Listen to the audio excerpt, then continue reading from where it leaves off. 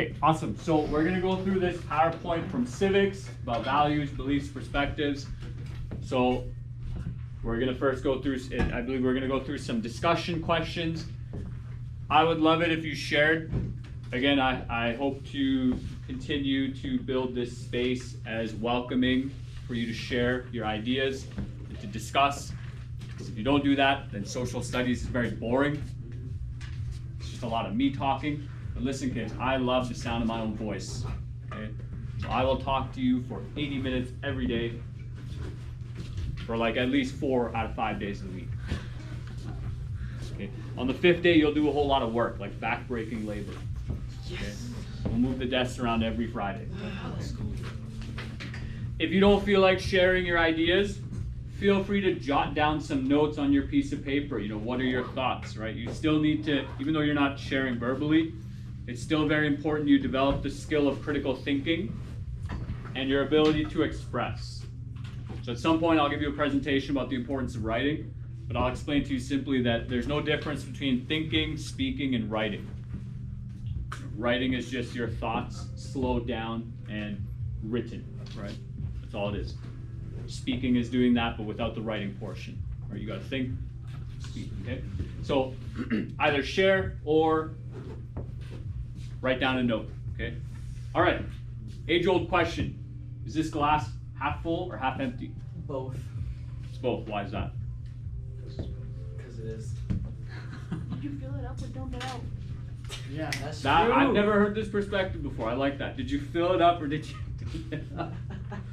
Okay. So if I dumped it out, then it's Half empty. half empty. And if I filled it, It's half full. back there you had your hand up. It's just half. It's just half a glass of water. Okay. What's that? Who fills it to the rim? Who fills it to the rim? People Some that drink a there's whole some glass of coffee water. shops I go to, they fill the coffee literally right to the brim. And so I'm walking like an old man, back slightly hunched, making sure I don't spill anything. I don't want to spill hot coffee. Yeah. Yeah, if you fill it right to the brim, maybe that says something about the state of your mind, right? Like, this person's a little crazy. Okay. How many of you think the glass is half full? Raise your hand. What did you do with it? No, it's a simple question. Half full or half empty? How many of you think it's half full? How many of you think it's half empty? A couple of you, right? And so that belief might impact how you see the world, right? Truly, yeah. Like one is more optimistic. It's like, oh, well, we got half a glass of water. You know, it's half full. It's better than a quarter full, right? It's better than no water. Seeing what you have versus seeing what's not there, right? Kind of that way. Okay, let's move on. What is the relationship between people's beliefs and values and their positions? Wow. It basically just went from like, here's simple, fun, like icebreaker to like very intense question. That's the bell to the school. That's not the fire alarm or anything. Okay. If there is a fire alarm, kids, remember we go out the door, we take a right turn, we take another right. And we'll be in this field, we go out to the back, okay? Okay? Don't fall, don't trip. Don't push. Okay, so what is the relationship between people's beliefs and values and their positions on civic issues? Do you understand what civic issues are? This is probably in your vocabulary words. Can I borrow yours for a second? Let's see, what does this say? No, it is not. That's unfortunate. Okay? Civic could be politics. It could relate to citizenship. Right? So civic issues relating to policy, politics, citizenship. Right? So basically participating in being a citizen in Canada. Okay. So there is likely a relationship between people's beliefs and values and their positions on civic issues. Right, so let's say you have the issue of taxation, taxes, how much money the government takes from your paycheck. Some people think, well, more taxes, some people think less taxes. Some people believe taxation is theft. I like to agree with those people. Okay. There may be some good uses for taxes. I personally would prefer to to be able to check mark a box. Yeah, I want my tax money going to this, this, and this. Those are my beliefs. But you're paying yourself though, since you're paying taxes, because you work. No. I'm what they call a functioning citizen, which means I get next to zero benefits from taxes, other than healthcare. But since Healthcare you're is pretty nice. working in education, it's a government thing. Ah, yeah, it's a feedback loop. Okay, yeah, I see what you're saying. Yeah. Yeah. Yeah. I see what you're saying. Do you think the relationship is direct? That if people have certain political beliefs, they tend to vote or act similarly on those civic issues? Well, Yeah. I mean, So this question, okay, grade 9, this question is gonna be hard to understand without political context, right? Where left and right is and what those people tend to believe, how they act and whatnot, right? Okay, you wanna share? what was your question again? Well, I thought I cut you off. I thought you were gonna share Well, something. I was, but then I forgot what the question was. That's okay. We'll move on. That's the questions. Okay, maybe this slide is out of place then. Okay, what feelings do you have about homelessness? Would anyone like to share? I've recently learned a lot about homelessness, not from a personal experience. But you shouldn't really judge people based on why they're homeless at first, because it could definitely be for financial choices. It could also be they just had enough. So we shouldn't judge people on homelessness. I'll be the first to say, when I was younger, if I saw a homeless person, yeah, I thought, hey, this person made bad choices, right? Or, well, if I'm being more honest, I probably thought, how did that even happen? Like, how do you get homeless? Like, what has to happen in your life for you to get to a point where you can't live in a house? So it's a very naive view of the world, right? Do you want to share as well? I do agree with Bridget.